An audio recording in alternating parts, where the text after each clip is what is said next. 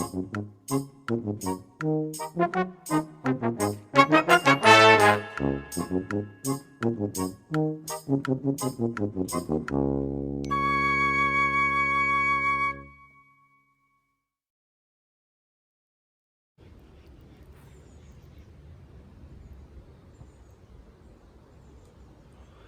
you know what? There are worse ways to spend a Friday afternoon. Welcome to Colganology.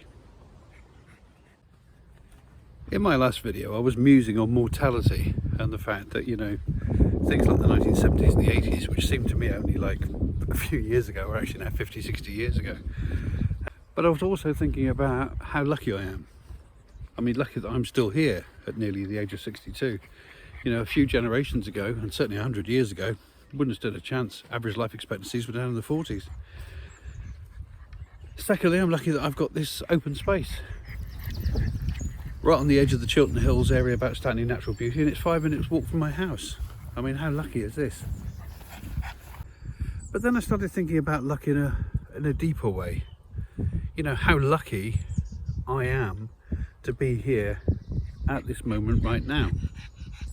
Because what that means is that my parents had me, and their parents had them.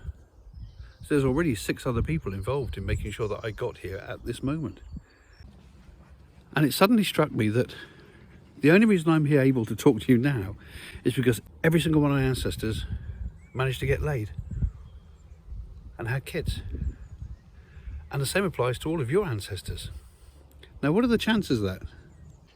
But if we go back even further than that, to the origins of the human race and our primate ancestors and some of the mammals that they evolved from, and the mammal-like reptiles that they evolved from, and then the amphibians, and back to the fish and life evolving in the sea, and we end up about 4 billion years ago with a primordial soup, a pool of goop in which the first organic molecules came together and kick-started the whole history of life on Earth. What's the chances of every single one of your ancestors being one of the lucky ones that survived long enough to mate and pass on their genes to their offspring? That makes both of us lucky at levels of luck that are hard to calculate. It's billions, trillions, quadrillions to one that we are able to stand here now and talk to each other. It's mad. But it goes much deeper than even that, because even before that pool of primordial slime started forming itself into the first organic molecules, the atoms that made you and the atoms that made me were already kicking around. And do you realise that all of the atoms that make up you and me were created at the centre of stars? And when those stars exploded, our atoms were sent flying off into space, where they recombined with other atoms to make all sorts of different molecules and substances. And for billions upon billions of years, those atoms have combined and recombined to make lots of different things. The atoms that make you were once part of a T-Rex, they were once part of a tree, they were once part of a rock, they were once part of water, the very lifeblood of the world. And there are scientists who've worked out the odds that the very next breath you take will contain a number of molecules that were in the last breath that Cleopatra exhaled before she died. Because atoms are so numerous we can't count them. And because they're not destroyed, they're just constantly recycled. All of those atoms that made up Cleopatra, all those atoms that made up the first human being, all the atoms that made up all of the dinosaurs and all of the plants and all the species that have since become extinct are still here on this planet, being recycled into new things all the time. Great Scott! I've suddenly come over all philosophical. There are so many atoms in your body that the chances of the universe recombining those same atoms into another version of you is so close to impossible, it's not worth even trying to calculate.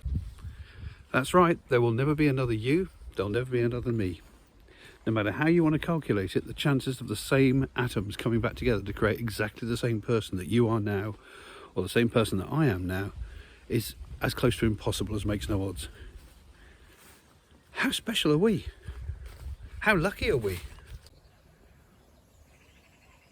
I think that's why I've never particularly been drawn to religion or the idea of a creator or a god, because a lot of religions are based on the idea that we're all struggling to reach some kind of divinity, that we're all trying to reach godlike status by being good people. Hello, Mr. Squirrel. But We really don't. We couldn't actually be more special. As I've said, you're made from a totally unique combination of atoms that will never ever be replicated. And your ancestors go back 4 billion years, and every single one of your ancestors has managed to breed, all of which has led to you. I really don't know how much more special a human needs to feel. I suppose the message to take away from today is make the most of what you've got. You've got a very short window of time on this planet. You know, if I'm lucky, I'll get my 4 school years and 10. Well, even if that's the case and I reach the age of 90, that means I've only got, what, 28 summers left? That's a bit of a scary thought, isn't it? But looking at that through a more optimistic pair of eyes, that's 28 summers to celebrate, to enjoy, to not waste a single day. And that's pretty much how I live my life. I won't say that I kind of live every day as if it's my last, because I don't. But I don't waste my time. I don't just sit around doing nothing. I don't just sit around complaining about the state of the world. I get out there and I try to enjoy the world, because it's a pretty special thing. For all we know, it may be unique in the entire universe in having life. So I suppose my message is make the most of what you have. You know, there's always a lot of moaning about, I haven't got this, I haven't got that, but if you've got food on the table, and if you've got fresh water to drink, and you're reasonably healthy, you've got all of this, and this is free. How true a message is that? Well, it's still a lovely view, and it's a nice way to end this video. So, hope you're having a splendid day, and I'll see you in the next one. Bye-bye. Oh, bye-bye.